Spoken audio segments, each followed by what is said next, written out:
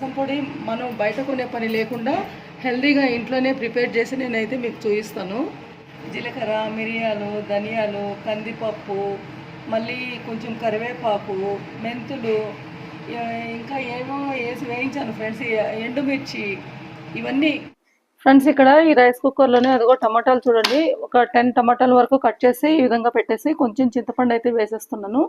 లైట్గా వాటర్ వేసాను. ఇప్పుడైతే ఇందులో ఏమీ వేయాల్సిన అవసరం లేదు. ఇవి అయిపోయిన తర్వాత నేను టమాటా రసం ఎలా చేయాలి అనేది మీకు చూపిస్తాను ఫ్రెండ్స్. ఇక్కడ చూడండి, టమాటాలు, ఈ చింతపండు అంతా బాగా ఉడికింది కదా. ఇది తీసి పక్కన పెట్టేద్దాం. ఫస్ట్ అయితే బాగా చల్లగా అయిన తర్వాత మనం రసం చేద్దాం. Hi friends, welcome back to our channel. నేను సుజాత. ఫ్రెండ్స్ అందరూ బాగున్నారు, నేను కూడా బాగున్నాను. ఈరోజు మన రెసిపీ ఏంటంటే టమాటా రసం అని చెప్పాను కదా మీకు. చాలా సింపుల్ అండ్ ఈజీ మెథడ్ అండి, చాలా టేస్టీగా కూడా ఉంటుంది. నేను మొన్న చూశారు కదా, బిర్యానీ తిన్న రోజైతే అసలు తినట్లేదు ఎవరు, రసం వేసుకొని డైరెక్ట్ తాగేసుకున్నారు, ఇలాగే పోసేసుకుంటారు. మా హస్బెండ్ రవి గారు అయితే ఫస్ట్ అయితే ఆయిల్ వేసి, ఆయిల్ వేడైన తర్వాత ఆవాలు వేసి చిటపటలు ఆడిన తర్వాత ఇప్పుడు నెక్స్ట్ అదిగో చూడండి ఎండుమిర్చి వేస్తున్నాను. ఎండుమిర్చిలో నేనైతే గింజలన్నీ తీసేస్తాను, మీకు ఇష్టమైతే మీరు గింజలు కూడా వేయచ్చు. ఇలా ఎండుమిర్చి కొద్దిగా ఫ్రై అవ్వాలి ఫ్రెండ్స్. అదిగో చూడండి, వెల్లుల్లి ఇన్ని మాత్రం తీసుకుని ఇవి ఇందులో వేసుకుని దంచుకోవాలి. పొట్టుతోనే వేయాలి ఫ్రెండ్స్, కచ్చా పచ్చాగా దంచుకోవాలి, చాలా బాగుంటాయి. నేను ఇలా ఎందుకు అడ్డు పెట్టానంటే ఎగిరిపోతాయి కదా, అందుకే అడ్డు పెట్టాను. చూసారా, చేయి తీస్తే సపరేట్గా ఎలా ఎగిరిపోతున్నాయో, అందుకే అడ్డు పెట్టాను ఫ్రెండ్స్. ఫ్రెండ్స్ ఇక్కడ చూడండి, ఎండుమిర్చి వేగాయి కదా, ఇప్పుడు ఇలా దంచుకోవాలి కచ్చా పచ్చాగా మొత్తము. అదిగోండి, ఇలా దంచుకున్న తర్వాత ఇప్పుడు ఈ వెల్లుల్లి కూడా ఇందులో వేసేసేయాలి. ఈ వెల్లుల్లి ఫ్రెండ్స్ దీనికి, ఈ టమాటా రసంకి చాలా మంచి టేస్ట్ని ఇస్తుంది. వెల్లుల్లి కొంచెం ఎక్కువే వేసాను, ఒక 10 to 15 వరకే వేసాను. మీకు ఇష్టమైతే పొట్టు తీసి కూడా వేయచ్చు, నేనైతే ఎప్పుడు కూడా పొట్టుతో ఇలాగే వేసేస్తాను.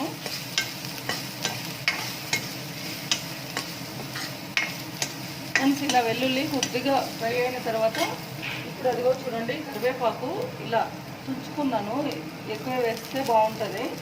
అలాగే కొద్దిగా కొత్తిమీర కూడా వేస్తున్నాను.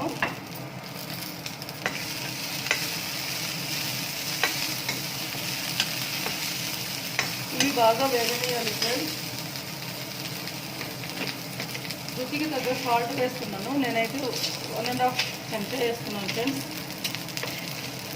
అంటే ఈ సాల్ట్ బాగా ఎక్కువగా ఉంటుంది కాబట్టి ఉప్పుగా ఉంటుంది, అందుకే 1.5 స్పూన్ అయితే వేసాను. ఇప్పుడు పసుపు వేసుకుందాం కొద్దిగా.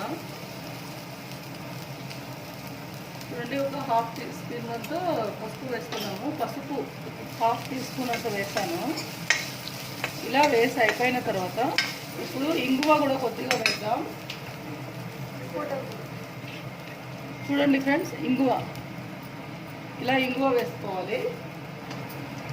ఒకసారి ఇలా కలిపిన తర్వాత ఇది మాడకుండా, ఇప్పుడు ఆల్రెడీ టొమాటాలు నేను ఇలా తీసి పెట్టేసాను, తొక్క ఇవన్నీ చూడండి. ఈ వాటర్ వేయాలి, చూసారు కదా ఫ్రెండ్స్, చూపి వాటర్ ఉడికిచ్చాను కదా ఫ్రెండ్స్, టమాటాలు, చింతపండు, ఆ వాటర్ అనమాట. ఇలా మొత్తం తొక్కంతా పక్కన, పిప్పంతా పక్కన తీసేసేయాలి. తీసిన తర్వాత ఈ విధంగా ఈ వాటరే మీదనే పోసేసుకోవాలి. ఇందులో ఇంకా ఏమైనా ఉంటాయేమో పైననే పోసుకుందాం. గింజలు ఇలాంటివి లేకుండా చాలా నీట్గా తీసుకోవాలి ఫ్రెండ్స్, తొక్కలు, గింజలు లాంటివి లేకుండా. ఇలా చేయడ్డు పెట్టుకుని ఇంకా ఏమైనా ఉంటే కూడా ఇలా తీస్తే అయిపోతుంది. చూడండి, ఒకసారి ఇప్పుడు మనం ఇలా చేపెట్టి ఇలా కలపచ్చు. ఒకవేళ మీకు వద్దు అనుకుంటే అలాగే కూడా వదిలేయచ్చు, నేనైతే ఇలా చేస్తాను. ఎందుకంటే ఇందులో ఉన్న టేస్ట్ మొత్తం ఈ మిరపకాయలు, కరివేపాకు, ఇదంతా మంచి టేస్ట్ వస్తుంది ఇక్కడ, అందుకే నేనైతే ఇలా చేస్తాను ఫ్రెండ్స్. ఒకసారి ఫ్రెండ్స్, ఇప్పుడు ఒకసారి మీకు పులుపు, ఉప్పు సరిపడిందా లేదా ఒకసారి చూసుకోవాలి.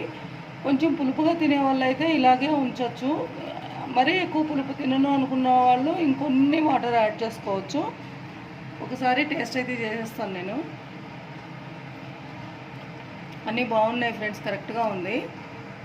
ఇప్పుడు నేను ఇందులో రసం పౌడర్ వేస్తాను ఫ్రెండ్స్. ఇక్కడ చూడండి, ఈ రసం పొడి కూడా నేను ఇంట్లోనే ప్రిపేర్ చేసుకున్నాను. ఈ రసం పొడి ఎలా ప్రిపేర్ చేస్తారో అనేది కూడా మీకు ఒకసారి నేను వీడియో చేసి పెడతాను ఫ్రెండ్స్.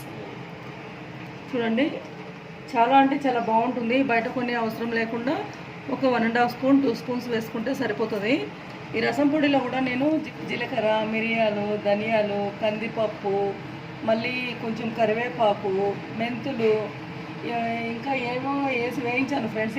ఎండుమిర్చి, ఇవన్నీ మనకి ఎంతెంత క్వాంటిటీ అనేది నేను చూపిస్తాను అందులో. ఇవన్నీ లో ఫ్లేమ్లో నీట్గా వేయించుకోవాలన్నమాట. ఎందుకంటే హైలో పెడితే అవి వేగవు, సరిగా మాడిపోతాయి. మీకు ఎవరికైనా రసం పొడి కావాలి అనుకుంటే ఎలా ప్రిపేర్ చేయాలి అనేది నాకు కామెంట్ అయితే పెట్టండి. తప్పకుండా నేను రసం పొడి మనం బయట కొనే పని లేకుండా హెల్తీగా ఇంట్లోనే ప్రిపేర్ చేసి నేనైతే మీకు చూపిస్తాను. ఈ రసం కాగేటప్పుడు ఎప్పుడు దింపాలి అనేది నేను తప్పకుండా చూపిస్తాను ఫ్రెండ్స్ మీకు. నేను కూడా వేసేస్తున్నాను. ఇప్పుడు ఇలా బుడగలు వస్తున్నాయి కదా, ఇలా బుడగలు వచ్చి ఇట్లా తెరలేటప్పుడు మనము ఈ రసంని ఆపేసేయాలన్నమాట. స్టవ్ ఎక్కువ కాగిందనుకోండి చేదొచ్చేస్తుంది.